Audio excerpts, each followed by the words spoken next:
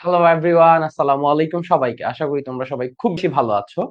তো সেই বহুল কাঙ্ক্ষিত শুরু হতে যাচ্ছে Sehri night and Sehri night with Abir ভাই। সো এটা অ্যাকচুয়ালি কি? এটা অ্যাকচুয়ালি একটা ফ্রি সিরিজ। এই সিরিজটাতে আমরা কি করতেছি? আমরা এই সিরিজটাতে যারা এইচএসসি তে পড়াশোনা করতেছি, এইচএসসি 26 অথবা 27 যারা আছে, এইচএসসি 26 অর 27 যারা আছি তাদেরকে ডেডিকেট করে এটা একটা সিরিজ যেখানে আমরা ম্যাথ ফার্স্ট পেপারের উপরে সম্পূর্ণ যে তোমাদের সিলেবাসটা আছে, ফার্স্ট পেপারের যে ফুল 10টা চ্যাপ্টার, সেই 10টা চ্যাপ্টারকে আমরা বোর্ড বেসড, একদম বোর্ডে যা যা প্রয়োজনীয় এমসিকিউ সিকিউ শুরু করে ওই চ্যাপ্টারের উপরে যাবতীয় সবকিছুর উপরে একটা ফুল প্রুফ প্রিপারেশন নেওয়াই দিব উইথিন 20 ক্লাসেস। এবং তার রুটিনটা অলরেডি আমাদের পেজে আপলোড করা আছে, সেখান থেকে তোমরা রুটিন ওয়াইজ দেখতে পারো। এবং প্রায় আমাদের এই ক্লাসটা শুরু হচ্ছে আজকে থেকে, এবং আজকে হচ্ছে তোমার কি বলো 19শে ফেব্রুয়ারি, তাই না? তো শেষ হইতে হতে 14-15 মার্চ বা এর থেকে একটু আগে পরে হইতে পারে, 15ই মার্চ বা 16ই মার্চ। অর্থাৎ পুরো রমজান মাসটা জুড়ে আমি তোমাদের এই সেহরির টাইমটুকু, যখন তোমরা হচ্ছে ফোন চালাও বা অন্য কিছু করতেছো বা অন্য ডিস্ট্রাকশনে আসো বা কিভাবে পড়বা সেটা বুঝে উঠতে পারতেছো না, ঠিক এই টাইমটুকুতে একটা পেপার সম্পূর্ণভাবে শেষ করাই দিবি ফ্রিতে, ইনশাআল্লাহ। আল্লাহ যদি সাথে থাকে, আমি যদি সুস্থ থাকি, আমি ফুল চেষ্টা করব পুরোটা শেষ করাই দিতে। তো আমাদের এই ক্লাসগুলো কি হবে? আমরা এই ক্লাসগুলো বেসিক্যালি করব হচ্ছে যে আমি সুন্দর করে পড়াবো, তুমি একটা খাতা নিবা, সেটা নিয়ে সুন্দর করে নোট করবা, লিখে যাবা। এখানে আমরা অ্যাকচুয়ালি কমেন্ট খুব কম পড়বো, আগেই বলে দিচ্ছি, ক্লাস শুরু হওয়ার আগেই বলে দিচ্ছি, কমেন্ট খুব কম পড়বো, যেহেতু এটা একটু বড়দের ক্লাস। এইচএসসি 26 তোমাদের রিভিশন বেস ক্লাস, এবং এইচএসসি 27 যারা আছো তারা হয়তো বা যাদের চ্যাপ্টার শেষ তারা দেখতে পারো এবং চাইলে শেয়ার করতে পারো। তো প্রথমত হচ্ছে এটা থাকবে হচ্ছে রিভিশন বেস ক্লাস। কমেন্ট একদম কম পড়বো, তুমি সুন্দর করে আমার সাথে নোট করবা, সুন্দর করে করে হচ্ছে আগায় যাবা। সো প্যারা নেওয়ার কোনো দরকার নেই। এবং আরেকটা জিনিস হচ্ছে খুব ইম্পর্টেন্টলি মাথায় রাখতে হবে, যে এই যে ক্লাসগুলো হচ্ছে করতেছি, এই ক্লাসগুলো সুন্দর করে হচ্ছে নোটগুলো আমাদের পাবলিক গ্রুপে আপলোড দিয়ে দিবে, এবং তুমি আমার সাথে শেষ করবে। এবং commitment is commitment. Per day আমরা অ্যারাউন্ড 11টা থেকে, আজকে তো 11:30 থেকে শুরু করলাম, 11টা 11:30, জেনারেলি 11টা থেকে শুরু করবো ইনশাল্লাহ আমরা। এই টাইমটা থেকে একদম 3 ঘন্টা, 3.5 ঘন্টা আমার জন্য স্লট রাখবা। এই স্লটটা থেকে অন্য কিচ্ছু করার দরকার নেই, ব্রেন ফুল শার্প আমার সাথে পড়বা, ঠিক আছে? তো অনেকগুলো কথা বললাম। আজকে আমাদের সিরিজের একদম 5 নাম্বার চ্যাপ্টার দিয়ে শুরু করতে যাচ্ছি। এটা হচ্ছে কি বলো? পারমুটেশন এন্ড কম্বিনেশন, তাই না? এটা কি? বিন্যাস সমাবেশ। তো বিন্যাস সমাবেশের 2টা লেকচার লাগবে, আজকে ফার্স্ট লেকচার এবং আরেকটা লেকচার হচ্ছে আমার লাগবে, ঠিক আছে? বলো, বুঝতে পারছো সবাই? ওকে। সো তোমরা যদি মনে হয় যে যারা আমাকে আগে থেকে চিনো, যাদের সাথে আমার রিস্টার্টে দেখা হয়েছে, তারা তো আছোই। আর যারা রিস্টার্টে আমার সাথে হচ্ছে থাকো না বা আজকে নতুন আমাকে প্রথম দেখলা, তারা চাইলে ক্লাসটা দেখতে পারো, ভালো লাগলে শেয়ার দিতে পারো, ফ্রেন্ডদের জানাই দিতে পারো, ঠিক আছে? সো আমি আমার গ্রুপে শেয়ার দিয়ে তোমাদের সাথে ক্লাসটা শুরু করে ফেলবো। ওকে। হ্যাঁ। সো ঠিক আছে, সবকিছু তো ঠিকঠাক মতো দেখা যাচ্ছে, তাই না? আচ্ছা, ইউটিউবে আমরা পরের দিন থেকে দেওয়া শুরু করবো, ঠিক আছে? আজকে না হইলো এর পরের দিন থেকে ইউটিউবেও প্রিমিয়ার হওয়া শুরু হবে। বুঝা গেছে? ওকে, নাইস। ঠিক আছে, তো তোমরা একটু শেয়ার দিয়ে ফেলতে পারো। তো এর মধ্যে আমি একটু শেয়ার দিয়ে ফেলতেছি। আচ্ছা,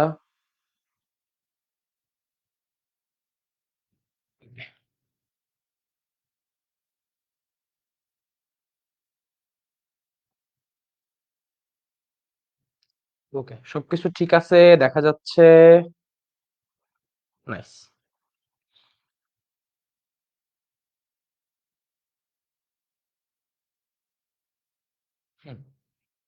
তো আমরা এখন কি করতে যাচ্ছি? আমরা এখন বিসমিল্লাহ বলে শুরু করতে যাচ্ছি। আচ্ছা, তো এর মধ্যে আমি দেখতে পারতেছি যে হ্যাঁ, ইউটিউবে দিয়ে দিব, ইউটিউবে প্রিমিয়ার হবে এরপর থেকে। সো আজকের জন্য একটু কষ্ট করে হচ্ছে দেখো, বাকিটুকু আমরা ইউটিউবেও দিয়ে দিব এরপর থেকে। ওকে, চলো বিসমিল্লাহ বলি। তো ফার্স্ট টপিক, ওকে, আমাদের সিরিজের প্রথম টপিক, গণনার গুণন বিধি। আচ্ছা, ব্যাপারটা কি বলো? গণনার গুণন বিধি বলতে কি বোঝায়? দেখো কি বলতেছে, যে কোনো কাজ যদি এক সংখ্যক উপায়ে এবং ওই কাজের উপরে নির্ভরশীল দ্বিতীয় একটি কাজ যদি ওয়াই সংখ্যক, কত সংখ্যক? ওয়াই সংখ্যক উপায়, কত? ওয়াই সংখ্যক, এটা 8 না, ওয়াই সংখ্যক উপায়ে সম্পূর্ণ করা যায়, তাহলে কাজ দুটি একত্রে কত ইন্টু কত, এক্স ইন্টু ওয়াই উপায় সম্পন্ন করা যায়। ব্যাপারটা কি একটু সিম্পলি বুঝি। ধরো আমি আসি হচ্ছে ঢাকায়। কোথায় আসি? ঢাকায়। এবার আমি ঢাকা থেকে মোটামুটি কক্সবাজার যাব। মোটামুটি কত ভাবে কোথায় যাব? কক্স, ওকে, কক্সবাজার যাব। আচ্ছা, তো মাঝখানে একটা রুট আছে, সেটা হচ্ছে চিটাগাং। চিটাগাং। এখন প্রশ্ন হচ্ছে, দেখো আমি তোমাকে একটা প্রশ্ন করি, আমি যদি বলি আমি ঢাকা থেকে চিটাগাং যাইতে পারি তিনটা পথে, যে একটা হচ্ছে এ পথ, একটা হচ্ছে বি পথ, একটা হচ্ছে সি পথ। ঢাকা থেকে চিটাগাং আমি তিনটা উপায় যাইতে পারলাম, একটা এ পথে গেলাম, একটা বি পথে গেলাম, একটা সি পথে গেলাম, ঠিক আছে। আবার চিটাগাং থেকে কক্সবাজারে আমি যাইতে পারি ধরো দুইটা পথ অবলম্বন করে, ঠিক আছে, বুঝা গেছে? আমি ঢাকা থেকে চিটাগাং যাইতে পারি তিনটা পথে, এবং চিটাগাং থেকে কক্সবাজারে যাইতে পারি দুইটা পথে। এখন আমি যদি তোমাকে প্রশ্ন করি যে ঢাকা থেকে কক্সবাজারে যাইতে কতগুলো উপায় আমি ঢাকা থেকে কক্সবাজারে যাইতে পারি, আমার প্রশ্নটা হচ্ছে ঢাকা থেকে কক্সবাজার আমি কতগুলো উপায় যাইতে পারি।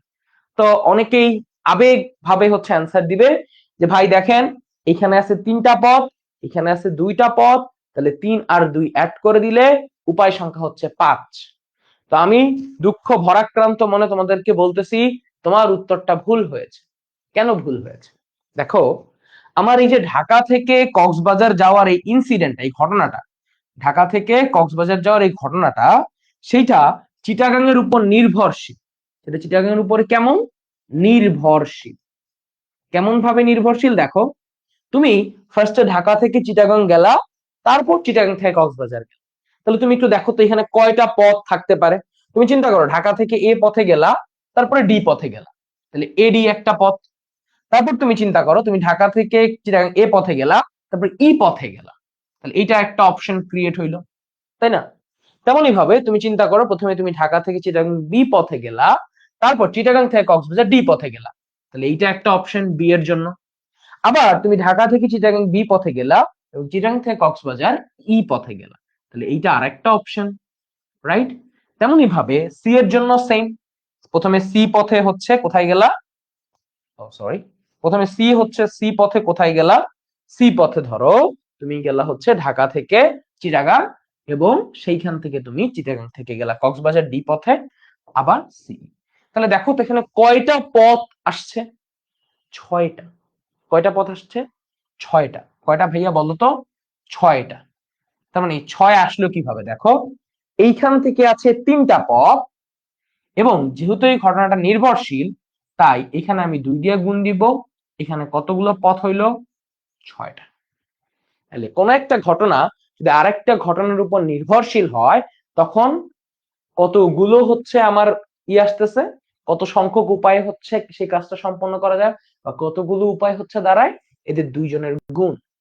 আমি যদি বলি ঢাকা থেকে চিটাগাং 5টা উপায় যাওয়া যায়, এবং চিটাগাং থেকে কক্সবাজার 3টে উপায় যাওয়া যায়, তাহলে ঢাকা থেকে কক্সবাজার কতগুলো উপায় যাওয়া যাবে? এখানে 5টা, এখানে 3টা, 3 5 15টা। বুঝা গেছে? তাহলে গণনার গুণন বিধি কখন আসে? যখন আমি নির্ভরশীল ঘটনার সাথে কাজ করি। ক্লিয়ার? ওকে। এবার প্রশ্ন হইতে পারে যে ভাইয়া, গণনার যোজন বিধি কি? দেখো, যোজন বিধি খুবই সহজ। দেখো এখানে কি বলছে, যদি কোনো কাজ এক সংখ্যক উপায়ে এবং অপর একটি কাজ স্বতন্ত্রভাবে, কেমন ভাবে? স্বাধীনভাবে, স্বতন্ত্রভাবে ওয়াই সংখ্যক উপায়, একটা কাজ এক সংখ্যক উপায় ভাবে করা যায় এবং আরেকটা কাজ স্বতন্ত্রভাবে ওয়াই সংখ্যক উপায়ে করা যায়, তাহলে কাজ দুটি এক্স প্লাস ওয়াই সংখ্যক উপায় করা যায়। এই আইডিয়াটা খুবই সহজ, যে তুমি ফার্স্টে চিন্তা করো যে মাঝখানে কোনো নির্ভরশীল নেই। যে তুমি চিন্তা করো যে তুমি ঢাকা থেকে কক্সবাজার গেলা এ পথে, তুমি ঢাকা থেকে কক্সবাজার গেলা বি পথে, তুমি ঢাকা থেকে কক্সবাজার গেলা সি পথে, ঠিক আছে? যে এটা ঢাকা, এটা কক্সবাজার। তাহলে এখানে আমার কি চিটাগাং এর উপরে কোনো নির্ভরশীলতা আছে? নাই। আমি যদি তোমাকে জিজ্ঞাসা করি এখানে মোট পথ কত, তুমি আমার বলবা কত? 3টা, তাই না? তুমি আমার কি বলবা? 3টা, ঠিক আছে? বুঝছো বুঝছো বুঝছো যে আমার এখানে ঢাকা থেকে যে আমি তোমার কক্সবাজার গেলাম, তাহলে এখানে কয়টা পথ? 3টা। এবার ধরো আমি কক্সবাজার থেকে মালয়েশিয়া যাব। কোথায় যাব? কক্সবাজার থেকে মালয়েশিয়া। মন চাইছে কোথায় যাব? কক্সবাজার থেকে মালয়েশিয়া। খুবই উইয়ার্ড কম্বিনেশন, বাট যাইতেছি, কি করব? আচ্ছা, ধরো কক্সবাজার থেকে মালয়েশিয়া গেলাম ডি পথে, এটা গেলাম আর একটা ই পথে। আমি ঢাকা থেকে মালয়েশিয়া আমি যাইতে পারি। ঢাকা থেকে মালয়েশিয়া ধরো আমি গেলাম যে এটা তো ই পথ, এটা ধরো এফ পথ, এটা ধরো জি পথ। আচ্ছা, ক্লিয়ার? এখন আমি তোমাকে যদি জিজ্ঞাসা করি ঢাকা থেকে মালয়েশিয়া যাওয়ার মোট কতগুলো পথ আছে, মোট কতগুলো পথ, তাহলে তুমি একটু ভালো করে লক্ষ্য করো যে ঢাকা থেকে প্রথমে কক্স গেছি, কক্স থেকে মালয়েশিয়া গেছি, তাহলে এই ঘটনাটা অবশ্যই অবশ্যই কি নির্ভরশীল। এই ঘটনাটা অবশ্যই অবশ্যই কি নির্ভরশীল। তাহলে এই যে নির্ভরশীল ঘটনা, এখানের জন্য আমি কি লিখতে পারি? ঢাকা থেকে কক্সবাজার যাওয়ার পদ্ধতি হচ্ছে 3টা এবং কক্সবাজার থেকে মালয়েশিয়া যাওয়ার পদ্ধতি হচ্ছে 2টা। তাহলে কত পাইলাম? 6। আর এই 6 পায়ে কি খেলা শেষ? না, জিজ্ঞেস করছি কি মোট পদ্ধতি কত। আরেকটা এখন দেখো, এই যে ঢাকা থেকে মালয়েশিয়ায় আরেকটা ডিরেক্ট রুট আছে। ডিরেক্ট রুট করা এফ আর জি, আরো 2টা আলাদা আলাদা পদ্ধতি আছে। তাহলে এই দুটো পদ্ধতি কার উপর নির্ভরশীল? এই যে কক্স যাওয়া এবং কক্স থেকে মালয়েশিয়া যাওয়া, অথবা এই দুইটাতে ডিরেক্ট যাওয়া, এটা কার উপর নির্ভরশীল? নির্ভরশীল না। যেহেতু নির্ভরশীল না, তাই এখানে কি হবে? এটার সাথে যোগ। এটার সাথে কি হবে? যোগ। বুঝতে পারছো? ঘটনা ক্লিয়ার? ঢাকা থেকে কক্সবাজার, কক্সবাজার থেকে মালয়েশিয়া, এইটা যাওয়ার পদ্ধতি এখানে কি হচ্ছে? গুণ। কেন গুণ? এই কক্সবাজারের উপরে যাওয়ার আগে এই কক্সবাজারের উপরে এখানে নির্ভরশীল, কিন্তু ঢাকা থেকে মালয়েশিয়া যাওয়া এটা তো নির্ভরশীল না। এই দুইটা ঘটনা একে অপরের উপর শুধু স্বতন্ত্র ভাবে ঘটতেছে, কেউ কারোর উপর নির্ভরশীল না। তাই এখানে কি দিছি? যোগ। তাহলে মোট পদ্ধতি কয়টা হইলো? তোমরা কি সবাই বুঝতে পারছো? আশা করি এই জিনিস খুবই সহজ। সো হোপফুলি কারো না বোঝা থাকার প্রশ্নই উঠানো, ঠিক না?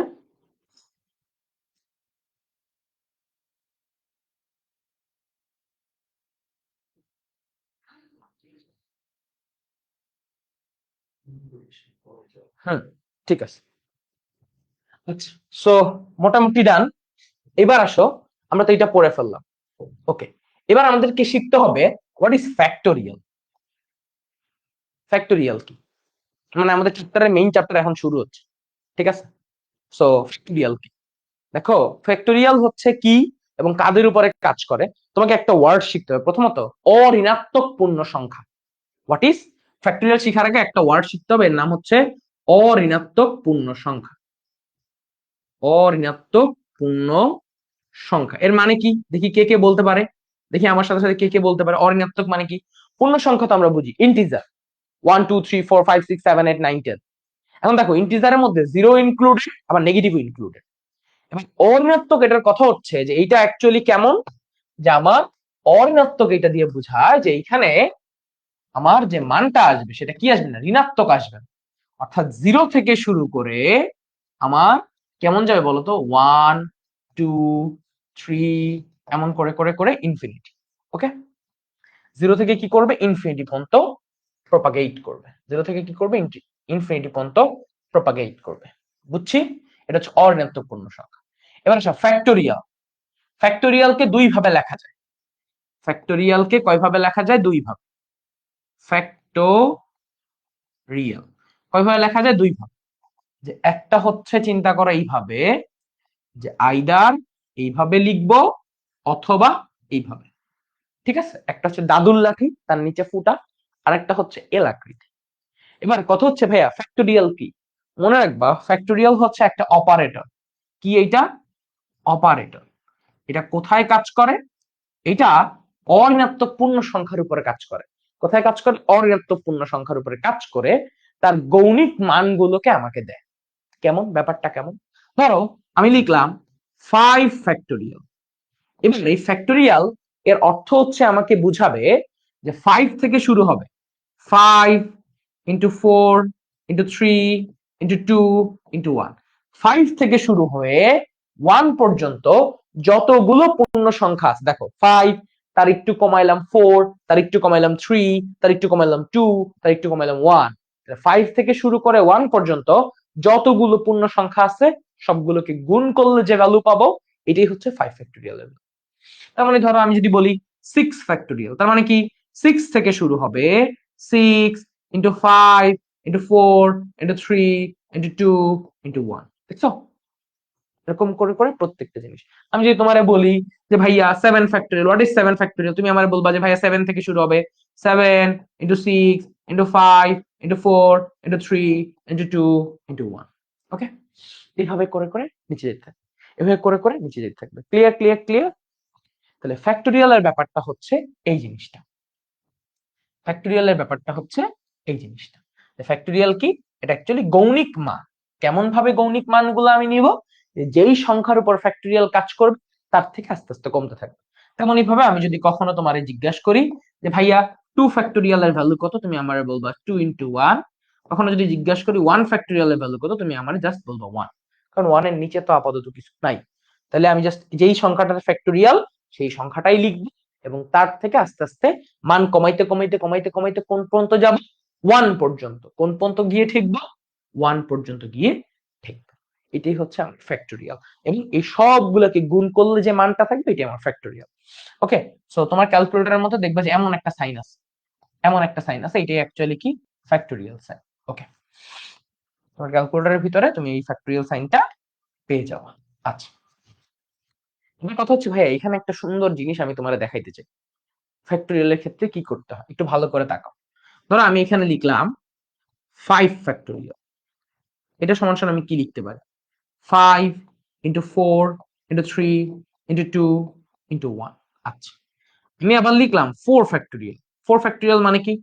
4 into 3 into 2 into 1, right? 4 factorial is equal two এত, 5 ফ্যাক্টোরিয়াল ইজ ইকুয়াল টু এত। দেখো তো এই দুইটা জায়গার কোথায় একটা সিমিলারিটি আছে, যে এই জায়গাটায় যতটুকু জিনিস আছে 4 ইন্টু 3 ইন্টু 2 ইন্টু 1, এই জায়গাটাও ঠিক সেম জিনিসটাই আছে, ঠিক না? 5 ফ্যাক্টোরিয়ালের ভিতরে 5 ইন্টু 4 ইন্টু 3 ইন্টু 2 ইন্টু 1, এই জায়গাটায় যেটা আছে এই জায়গাটা ঠিক সেম জিনিসটাই আছে। তার মানে এই যে 5 ফ্যাক্টোরিয়াল, এই যে 5 ফ্যাক্টোরিয়াল, এই ব্যাপারটা অ্যাকচুয়ালি কিভাবে ডিল হবে বলতো? এই 5 ফ্যাক্টোরিয়ালকে আমি চাইলে একটা ডিফারেন্ট ভাবে লিখতে পারি। আমি চাইলে লিখতে পারি যে 5 ফ্যাক্টোরিয়াল ইজ ইকুয়াল টু 5 কে আলাদা করে লিখবো ইনটু তার সাথে লিখবো 5 মাইনাস 1 ফ্যাক্টোরিয়াল। কি লিখলাম? 5 কে আলাদা করে লিখলাম এবং 4 কে লিখলাম 5 মাইনাস 1 ফ্যাক্টোরিয়াল। বিকজ এই জায়গায় যে সংখ্যাটুকু আছে এই সংখ্যাটুকু অ্যাকচুয়ালি দেখতে কেমন? 4 ফ্যাক্টোরিয়াল। আর 4 ফ্যাক্টোরিয়াল কে আমরা লিখতেছি 5 মাইনাস 1 ফ্যাক্টোরিয়াল। সমস্যা আছে কোনো? কোনো সমস্যা নেই। তাহলে আমি কি পাইলাম? যে 5 ফ্যাক্টোরিয়াল ইজ ইকুয়াল টু কি লেখা যায়? 5 ইনটু 5 মাইনাস 1 ফ্যাক্টোরিয়াল। একই ভাবে আমি যদি তোমাকে জিজ্ঞাসা করি 6 ফ্যাক্টোরিয়াল ইজ ইকুয়াল টু কি লেখা যায়? দেখো যেইটার ফ্যাক্টোরিয়াল সেইটাকে বাই করবা ইনটু 6 মাইনাস 1 ফ্যাক্টোরিয়াল। লিখতে পারি না? সেম ভাবে 5 যেটা লিখছি 5 কে বার করছি ইনটু 5 মাইনাস 1 ফ্যাক্টোরিয়াল। 6 ফ্যাক্টোরিয়াল লিখলে 6 ইনটু 6 মাইনাস 1 ফ্যাক্টোরিয়াল। একটু ভালো করে দেখো, এই যে দেখো এই এতটুকু অংশটা কি? 5 ফ্যাক্টোরিয়ালের সময়, তাহলে 6 ফ্যাক্টোরিয়াল ইনটু 6 ইনটু 5 ফ্যাক্টোরিয়াল। বুঝা গেছে? তাহলে এমনই ভাবে আমরা যদি তোমাকে কখনো বলি যে ভাইয়া n factorial is equal two কি লেখা যায়? n into n minus 1 factorial. n factorial is equal two n into n minus 1 factorial. এটাই হচ্ছে একটা সূত্র, এটার উপরে একটা সুন্দর দেখে স্টার মার্ক। বুঝা গেছে?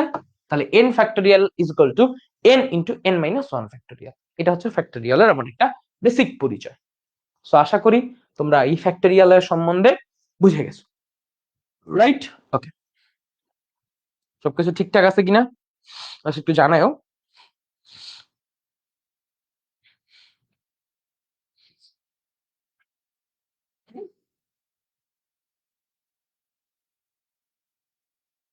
ওকে। ওকে, ঠিক আছে, নাইস। আচ্ছা, তো আমাদের ফ্যাক্টোরিয়াল এর এই কনসেপ্ট শেষ। এবার আসো আমরা একটা মজার জিনিস দেখব। যেমন এই যে এখানে হচ্ছে n n factorial is equal two n into n minus 1 factorial. এটা খুবই ইম্পর্টেন্ট একটা জিনিস এবং এই জিনিসটাকে একটু মনে রাখতে হবে যে n factorial is equal two n into n minus 1 factorial. এটাকে একটু ভালো করে মেমোরাইজ রাখেন, কারণ এটা আমার এখনই কাজে লাগবে। ওকে, আচ্ছা, এখন আমাকে যদি প্রশ্ন করে যে ভাইয়া দেখেন 0 ফ্যাক্টোরিয়াল এর মান কত, তো 0 ফ্যাক্টোরিয়াল এর মান হচ্ছে 1, এটা মনে রাখতে হবে। আমার একটা জিনিস মনে রাখতে হবে যে ভাইয়া সকল ফ্যাক্টোরিয়ালের ভ্যালু তো আপনি বের করলেন, আমাকে মনে রাখতে হবে 0 ফ্যাক্টোরিয়াল ইজ ইকুয়াল টু কত, 1, এটা যেন মনে থাকে। এটা মনে থাকতে হবে 0 ফ্যাক্টোরিয়াল এর ভ্যালু কত, 1। এখন প্রশ্ন হচ্ছে ভাইয়া এটা প্রুফ করবেন কিভাবে। প্রুফটা আসতে পারে খ মার্কে বা ক মার্কে, সরি। প্রুফটা হচ্ছে এমন যে ভালো করে দেখো যে আমি কি করব, দেখো আমি জানি n factorial is equal two n into n minus 1 factorial. আচ্ছা, এখন n ইজ ইকুয়াল টু আমি যদি 1 বসায় দিই, n ইজ ইকুয়াল টু কি বসাইলাম, 1, তাহলে এই জায়গা থেকে আমি লিখতে পারি 1 ফ্যাক্টোরিয়াল, এখানে লিখতে পারি 1, এখানে লিখতে পারি 1 মাইনাস 1 ফ্যাক্টোরিয়াল। ওকে, 1 ফ্যাক্টোরিয়ালের ভ্যালু হচ্ছে 1, এটার ভ্যালু হচ্ছে 1, এটার ভ্যালু হচ্ছে 0 ফ্যাক্টোরিয়াল। অতএব 0 factorial is equal to 1 divided by 1। অতএব এইটাকে যদি আমি টেনে এই পাশে নিয়ে লিখি যে 0 ফ্যাক্টোরিয়াল ইজ ইকুয়াল টু কি লেখা যায়, 0 ফ্যাক্টোরিয়াল ইজ ইকুয়াল টু কি লেখা যায় বলো, 0 ফ্যাক্টোরিয়াল সমান সমান লিখতে পারবো জাস্ট 1। তাহলে 0 factorial can be written as 1। বুঝা গেছে? ক্লিয়ার? তাহলে 0 ফ্যাক্টোরিয়াল ইজ ইকুয়াল টু 1, এটা প্রুফ করা ডান। 0 ফ্যাক্টোরিয়াল ইজ ইকুয়াল টু 1, এটা প্রুফ করা ডান। তাহলে এটা আমাকে একটু মনে রাখতে হবে। এখন দেখো এতক্ষণ পর্যন্ত আমরা যা যা করছি তার উপরে বেস করে কিছু ম্যাথ, তার উপরে বেস করে কিছু বোর্ডের এমসিকিউ। এতগুলো যা পড়ছি এগুলোর উপরে বেস করে এমসিকিউ। কি এমসিকিউ বলছে, এইটার মান এত হলে এন এর মান কত, দেখছো? এটার মান এত হলে এন এর মান কত, দেখছো? যশোর বোর্ড 19 সালের প্রশ্ন। এই প্রশ্নটা কিভাবে অ্যাপ্রোচ নিব মনে রাখবা, যখনই আমাকে ফ্যাক্টোরিয়াল ভাঙতে হবে আমি অলওয়েজ বড় ফ্যাক্টোরিয়ালটাকে ভাঙবো। যখনই আমাকে ফ্যাক্টোরিয়াল ভাঙতে হবে আমি অলওয়েজ বড় ফ্যাক্টোরিয়ালটা ভাঙবো। তাকাও এদিকে, আমি এইখান থেকে দেখো তো বড় কোনটা, n মাইনাস 1 বড় নাকি n ফ্যাক্টোরিয়াল বড়? অবশ্যই বলবা n বড়। তাহলে আমি n ফ্যাক্টোরিয়ালকে ভেঙে লিখলাম n into n minus 1 factorial. আর নিচে থাকলো 4 ফ্যাক্টোরিয়াল, এইখানে থাকলো n minus 1 factorial is equal to 4। বুঝছো?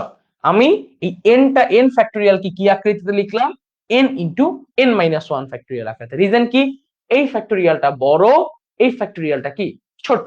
তাহলে আমরা অলওয়েজ কি করব, বড় ফ্যাক্টোরিয়ালটাকে ভাঙবো। এটা হচ্ছে সাইড নোট বা মনে রাখার জন্য, যে বড় ফ্যাক্টোরিয়ালকে আমরা কি করব, ভাঙবো।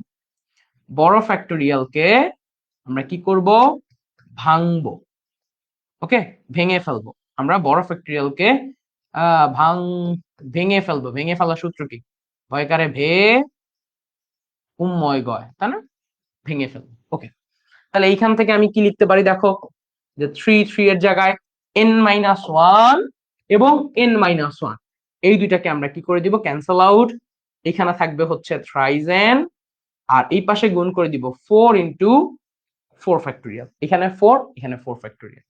or n is equal to 4 into 4 factorial divided by 3। তাহলে 4 ইন্টু 4 ফ্যাক্টোরিয়াল, 4 ফ্যাক্টোরিয়াল ভ্যালু কি, 4 into 3 into 2 into 1 divided by এখানে কত, 3, ডিভাইডেড বাই কত হচ্ছে 3। তাহলে দেখো একটু কাটাকাটি করো, এই 3 দিয়ে এই 3 কাটাকাটি করে দাও, তাহলে তোমার কাছে পরে থাকবে কত, 4 4 16, 16 দুগুণে কত হয় 32।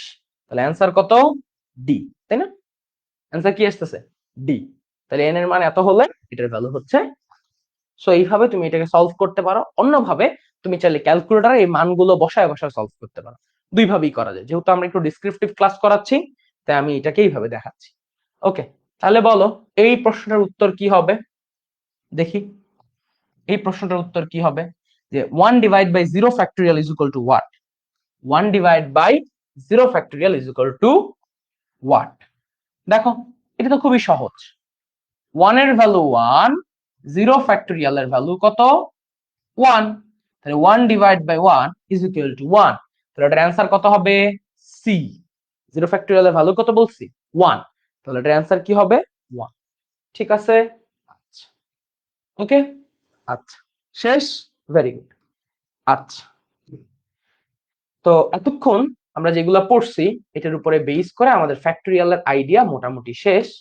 আমরা ফ্যাক্টোরিয়ালের একটা স্পেশাল ম্যাথ করব। এই ম্যাথটা কোথাও বোর্ডে আসে না, বাট সম্ভাব্য প্রশ্ন আকারে আমরা এই ম্যাথটা করতে পারি। এটা কোথাও আসে না, বাট সম্ভাব্য প্রশ্ন আকারে আমরা এটা করতেছি। এটা হচ্ছে একটু টপ নচ, মানে এখন তো শিক্ষামন্ত্রী এহসানুল হক ওনার লেভেলের একটা প্রশ্ন। কি বলতেছে, বলতেছে যে প্রথম n সংখ্যক বিজোড় সংখ্যার গুণফল ইজ ইকুয়াল টু এটা প্রমাণ করতে হবে। প্রথম n সংখ্যক বিজোড় সংখ্যার গুণফল এটা হচ্ছে প্রমাণ করতে হবে।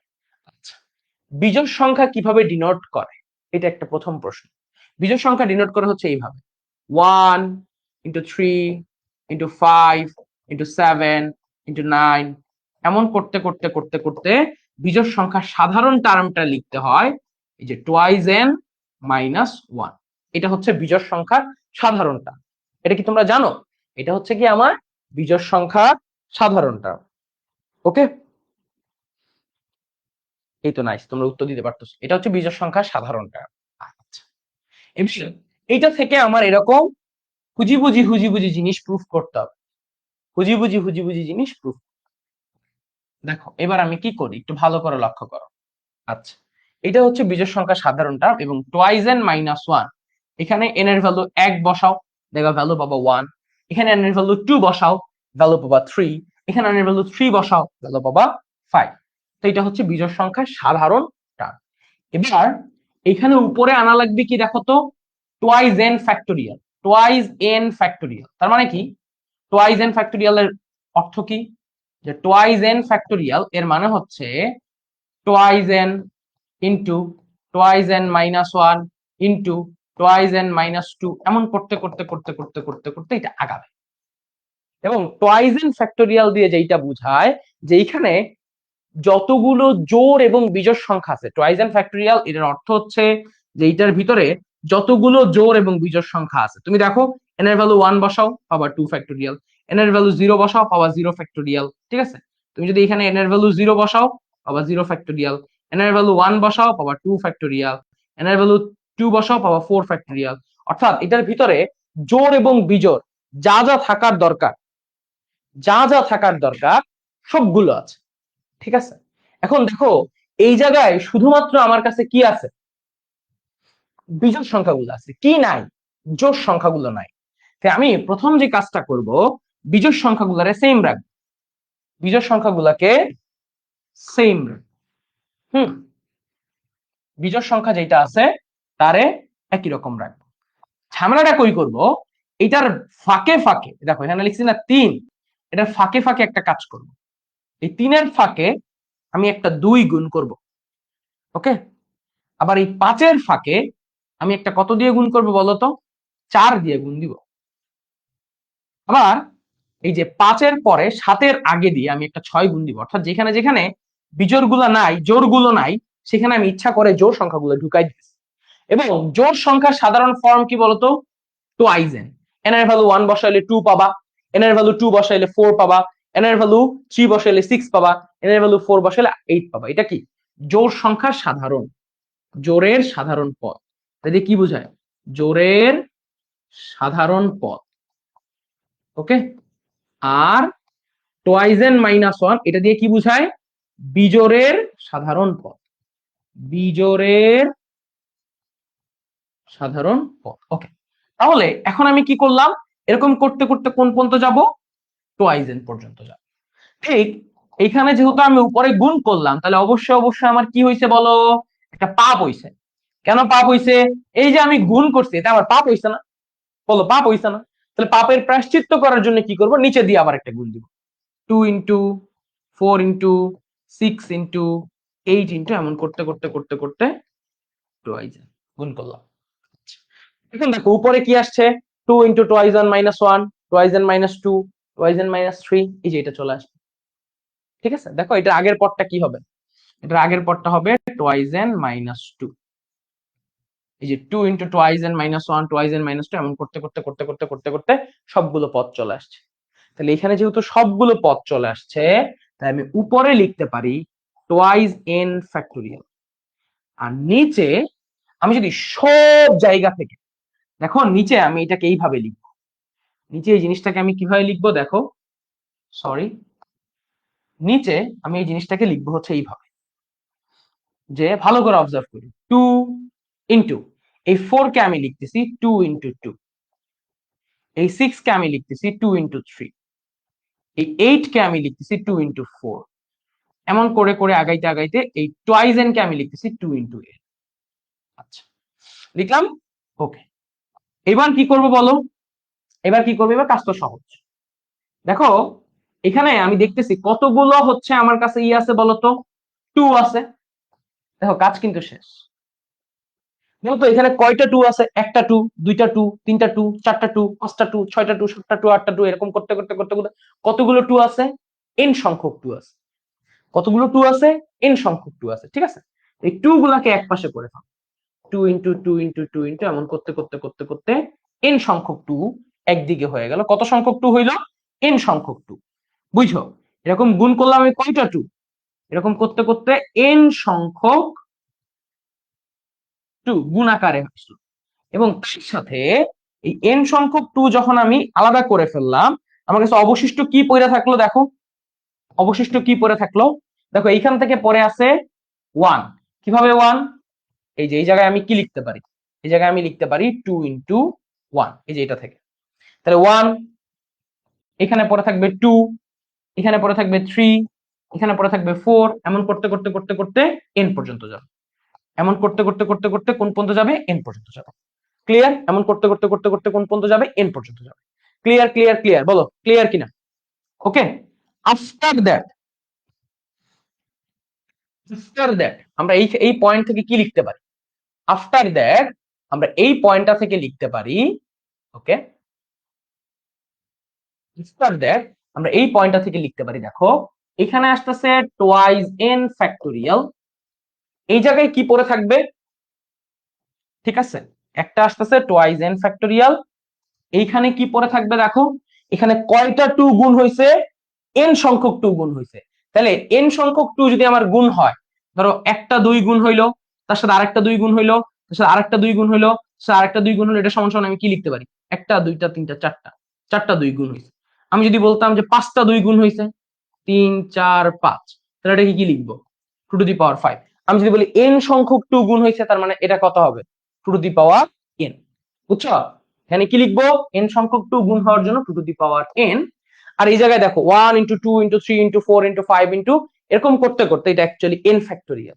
কারণ আমরা জানি যে n factorial is equal two actually কি বলতো, n ইন্টু n মাইনাস 1, এমন করতে করতে করতে করতে 5 ইন্টু 4 ইন্টু 3 ইন্টু 2 ইন্টু 1, শেষ পর্যন্ত 1 এই থাকবে। দেখো এটা উল্টা করে লিখছি, 1 2 3 4 5 6 7 8 9 করতে করতে করতে করতে n পর্যন্ত যাবে। তাহলে এই জায়গায় আমি কি লিখতে পারি, এখানে লিখতে পারি n ফ্যাক্টোরিয়াল। সো এই হচ্ছে এটার একটা প্রুফ, এবং এই প্রুফটা তোমার জন্য কাজে লাগতে পারে, তাই হচ্ছে ভাইয়া সুন্দর করে এটা করাই দিলাম। হ্যাঁ, বুঝতে পারছি। ওকে, নাইস, বোঝা গেছে। ওকে, এই তো। সো দেখছো কত সহজ, ফ্যাক্টোরিয়াল দেখতে দেখতে শেষ, ফ্যাক্টোরিয়াল দেখতে দেখতে তো শেষ। ওকে, ভেরি গুড।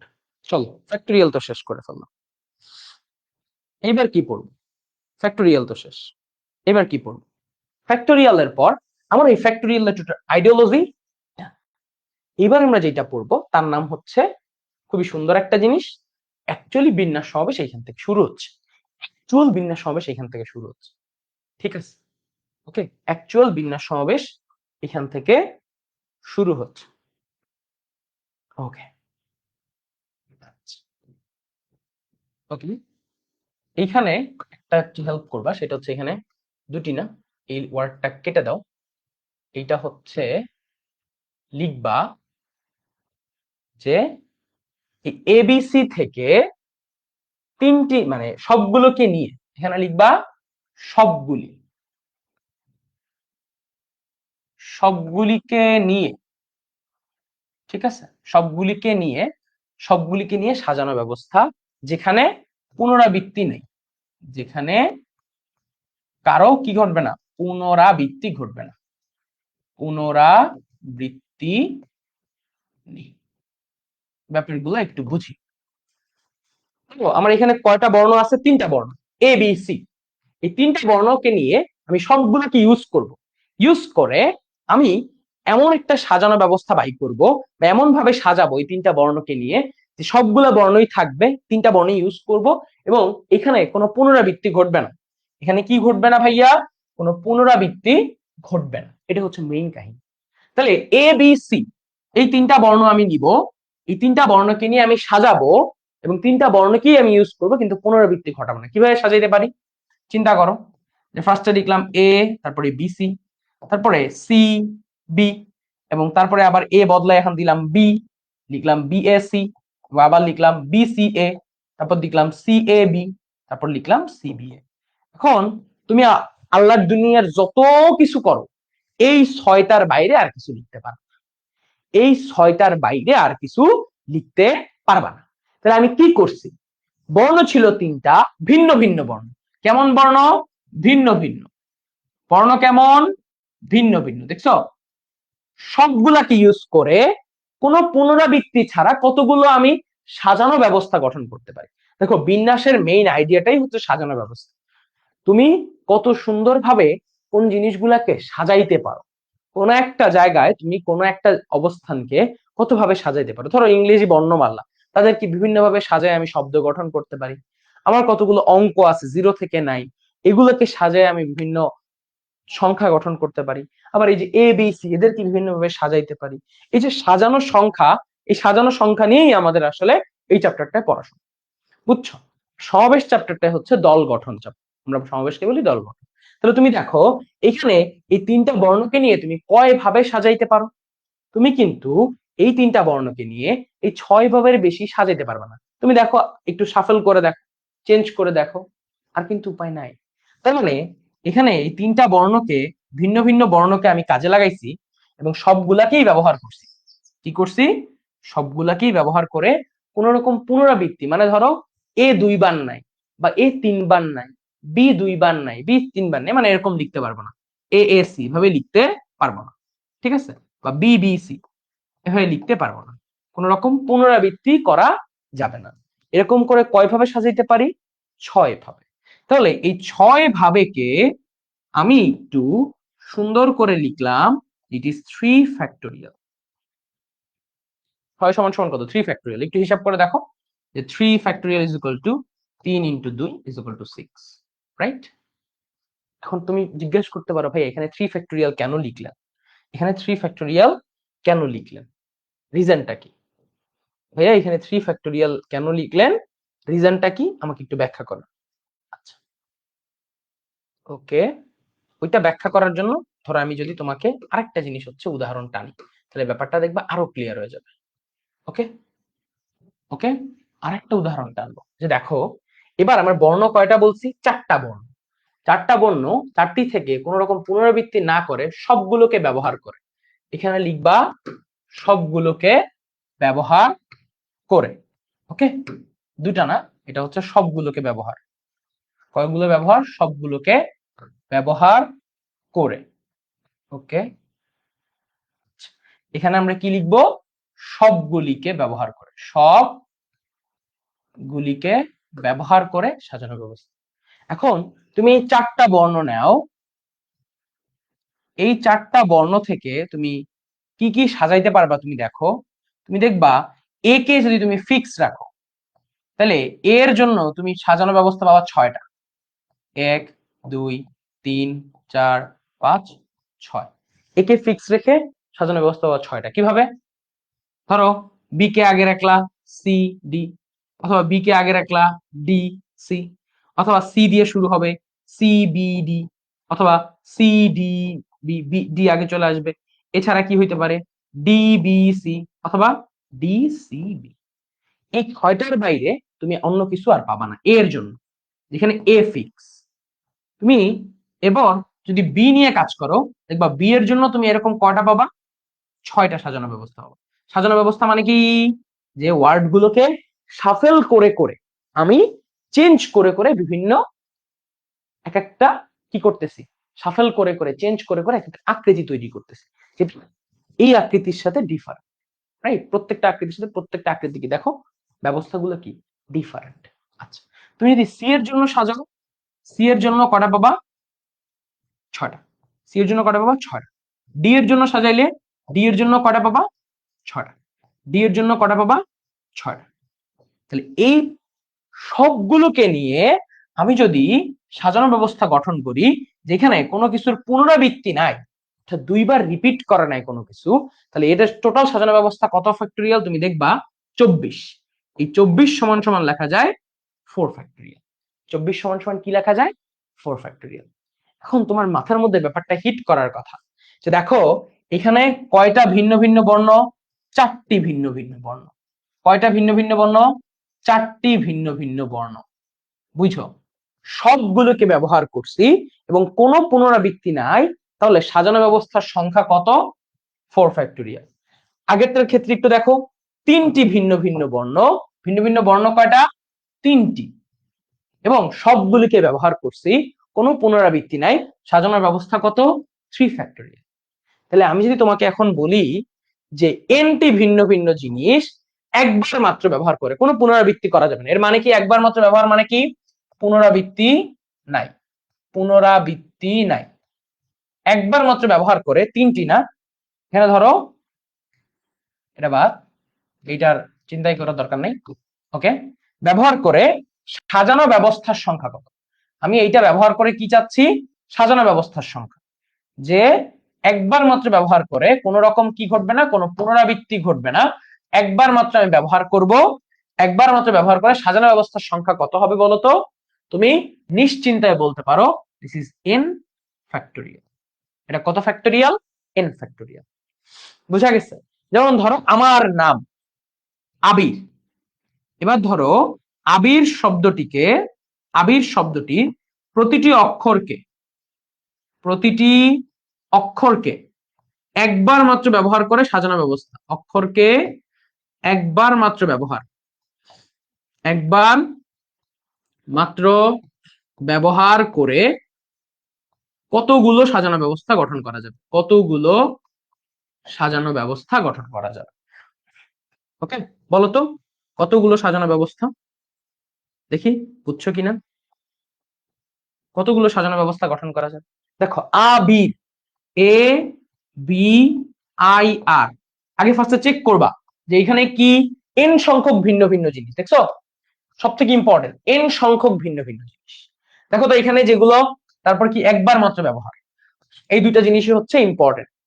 দেখো তো আবির, এখানে প্রত্যেকটা বর্ণ ভিন্ন ভিন্ন না, আবির প্রত্যেকটা বর্ণ ভিন্ন ভিন্ন না, হ্যাঁ প্রত্যেকটা বর্ণ ভিন্ন ভিন্ন কিনা, প্রত্যেকটা বর্ণ ভিন্ন ভিন্ন কিনা, বলো আবিরের প্রত্যেকটা বর্ণ ভিন্ন ভিন্ন কিনা, অবশ্যই প্রত্যেকটা বর্ণ ভিন্ন ভিন্ন।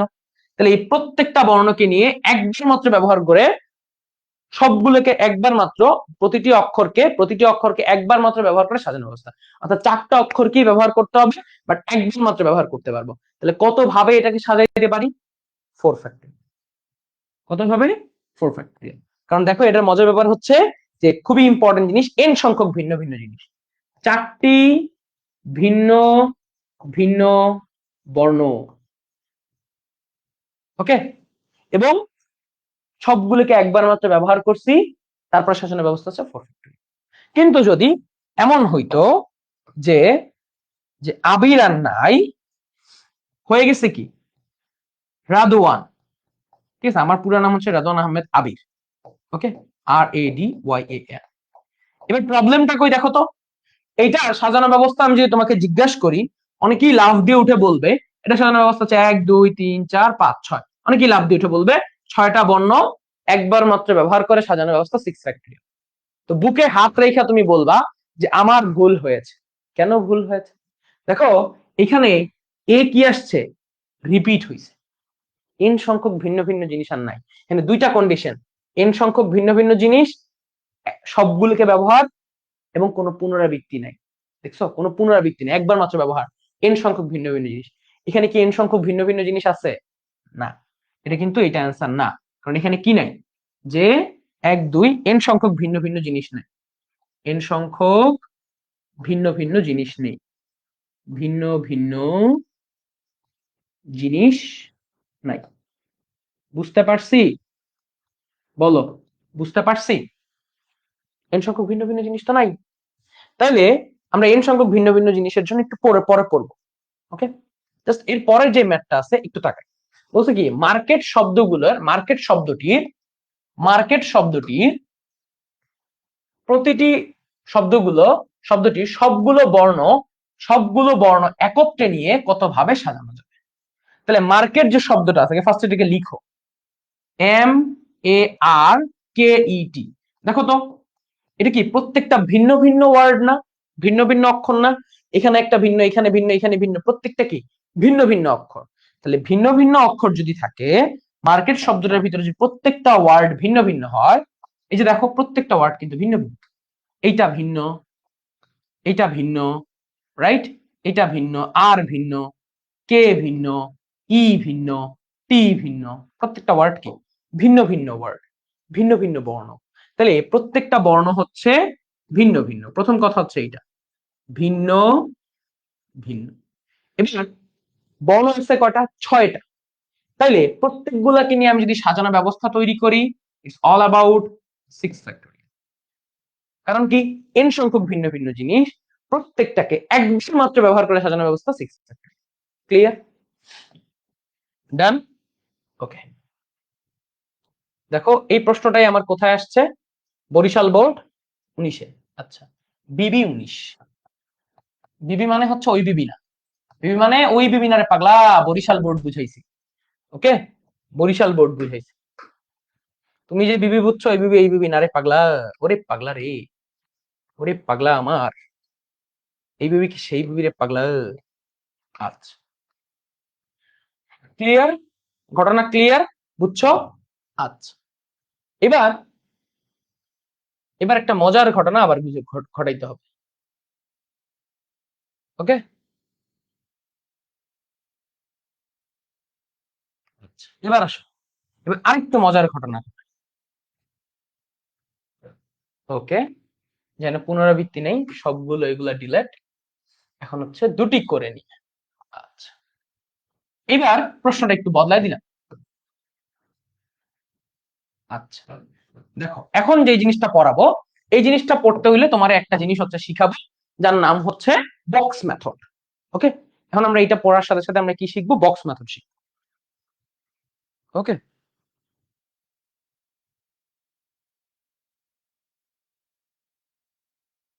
হ্যাঁ হ্যাঁ, 6 ফ্যাক্টোরিয়াল ডিভাইড বাই 2 ফ্যাক্টোরিয়াল, এটা পরে বলবো না। ওকে, এখন যেটা শিখবো তার নাম হচ্ছে box method. High high,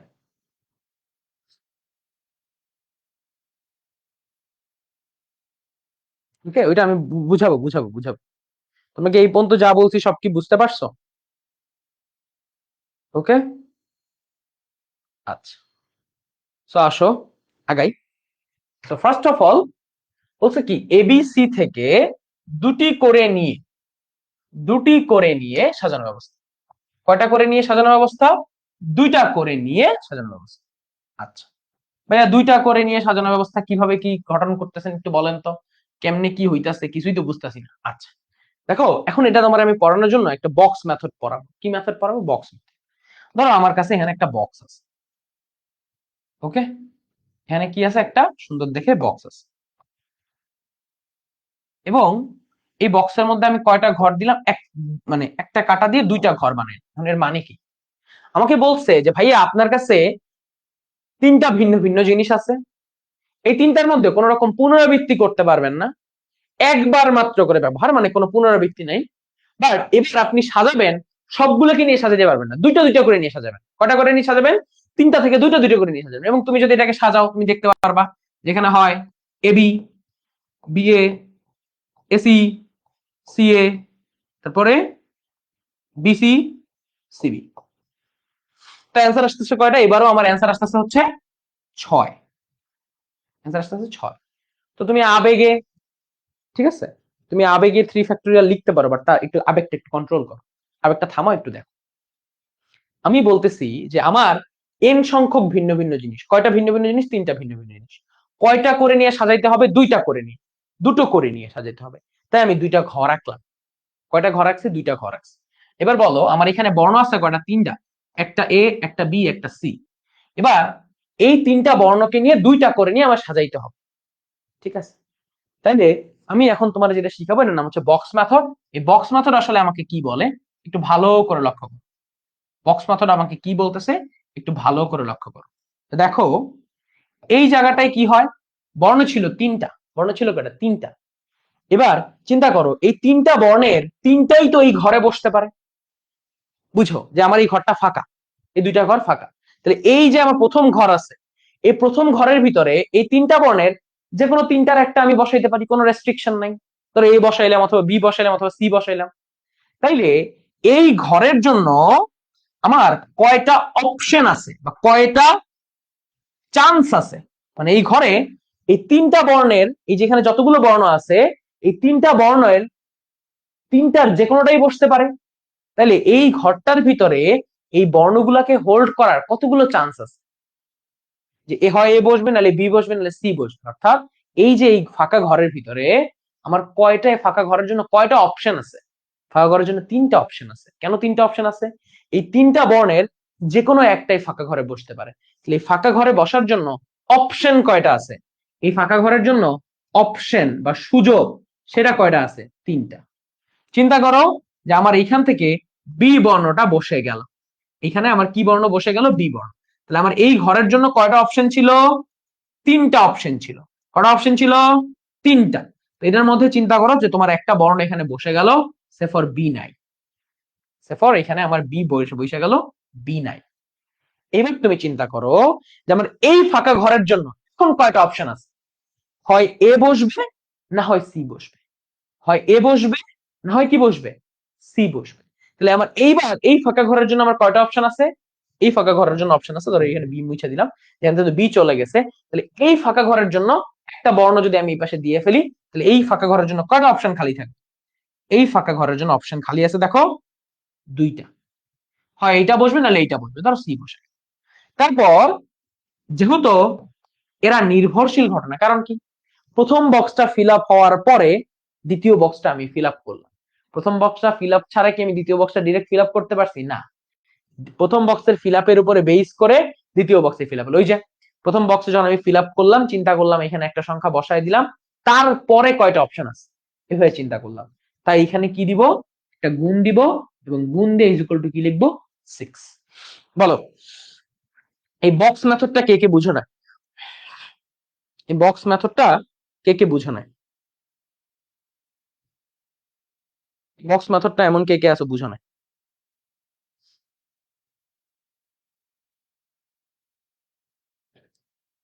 box মেথডটা কে কে বুঝো না বলো? সবাই কি বুঝছো? হ্যাঁ, এই আমি যদি এখন এই সেম ঘটনাটাই যদি এইবার বলি যে আমার এ বি সি ডি বর্ণ আছে, কটা বর্ণ আছে? 4টা বর্ণ। কটা বর্ণ আছে? 4টা বর্ণ। এই 4টা বর্ণকে, 4টা বর্ণ থেকে পুনরাবৃত্তি না করে 2টি ব্যবহার করে সাজানো হয়েছে। আমার বর্ণ কয়টা আছে? 4।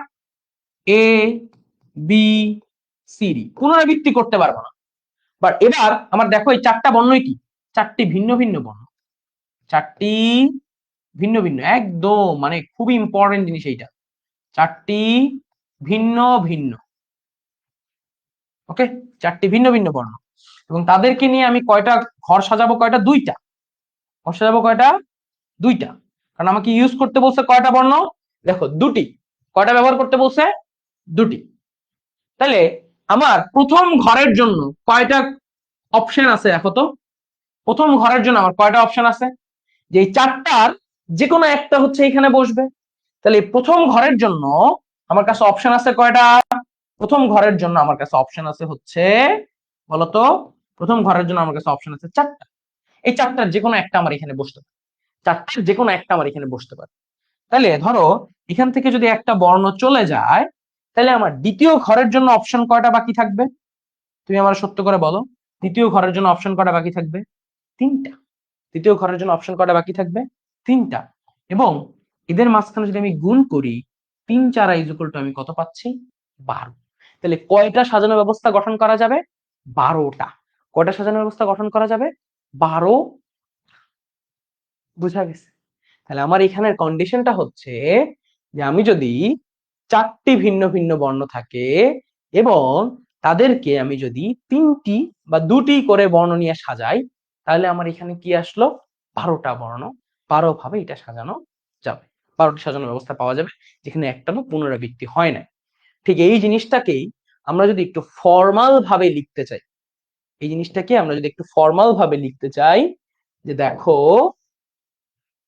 হ্যাঁ, ওকে, এই জিনিসটাকে যদি আমরা একটু ফর্মাল ভাবে নিয়ে আসতে চাই, দেখো 10টি ভিন্ন ভিন্ন জিনিস। এবার যদি আমরা একটু এটাকে এইভাবে লিখতে চাই, এইখানে তাকাও, এই জায়গায় ফিল কালার ব্ল্যাক, ধরো এখানে 10টি ভিন্ন ভিন্ন জিনিস, 10টি ভিন্ন ভিন্ন, ও আচ্ছা, এটা তো হচ্ছে হবে না, মানে ইংলিশে লিখতে হবে 10টি। ওকে, 10টি ভিন্ন ভিন্ন জিনিস হতে একবার মাত্র ব্যবহার করে, একবার মাত্র ব্যবহার করে তিনটি স্থানে, তিনটি স্থানে সাজানো ব্যবস্থা, মানে 10টি ভিন্ন ভিন্ন জিনিস থেকে হতে একবার মাত্র ব্যবহার করে তিনটিকে নিয়ে 3টি স্থানে সাজানো ব্যবস্থা। ঠিক আছে, মানে 10টা ভিন্ন ভিন্ন জিনিস থেকে আমি যদি 3টা নেই, যেমন এখানে কি 2টি করে নিছি, তাই না? এই যে দেখো, 2টি করে ব্যবহার করে সাজানো ব্যবস্থা, 2টি করে ব্যবহার সাজানো, এখানে আমার কয়টা করে ব্যবহার করে সাজানো ব্যবস্থা? 3টা করে ব্যবহার সাজানো ব্যবস্থা, 3টা করে ব্যবহার করে সাজানো ব্যবস্থা। অর্থাৎ এখানে অ্যাকচুয়ালি কি হচ্ছে, যে 10টা ভিন্ন ভিন্ন জিনিস, তার মধ্যে আমি 3টা করে নিয়ে যতগুলো সাজানো ব্যবস্থা পাবো সেইটাই আমাকে বের করতে বলছে। এখানে কোনো কিছুর কি ঘটবে না? পুনরাবৃত্তি ঘটবে না। তো বক্স মেথডের কথা চিন্তা করো, যে আমার কাছে ধরো ঘটনা, আমার কাছে জিনিস আছে ধরো 10টা, তো আমার কাছে ধরো এরকম এরকম 10টা জিনিস আছে, এন সংখ্যক ভিন্ন ভিন্ন জিনিস। ঠিক আছে, একটা, দুইটা, তিনটা, চারটা, পাঁচটা, ছয়টা, সাতটা, আটটা, নয়টা, 10টা। ঠিক আছে, ধরো 10টা ভিন্ন ভিন্ন জিনিস, যে একটা আছে এমন, একটা আছে এমন, একটা আছে এমন, একটা আছে এমন, একটা আছে এমন, একটা আছে এমন, ওকে, আর একটা আছে ডাবল টিক, আর একটা আছে ডাবল ই, একটা আছে স্মাইলি ফেস, আর একটা আছে শুধু দুইটা হচ্ছে কি এমন।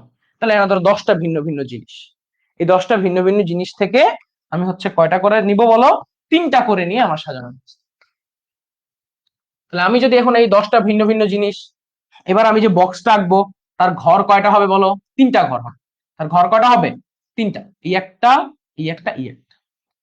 তাহলে আমার বলো, এই যে আমি 10টা ভিন্ন ভিন্ন জিনিস আঁকছি, এই 10টা ভিন্ন ভিন্ন জিনিসের জন্য এই প্রথম ঘরে বসার কয়টা অপশন আছে? যদি 3টা করে আমার সাজানোর ব্যবস্থা বলি, তাহলে প্রথম ঘরে বসার জন্য আমার কয়টা অপশন ফাঁকা আছে? প্রথম ঘরের জন্য আমি কয়টা অপশন রাখতে পারি বলো তো? এই প্রথম ঘরের জন্য আমি কয়টা অপশন দিব? এই এই ঘরটা আমি যদি ফিল আপ করতে চাই, তাহলে এই যে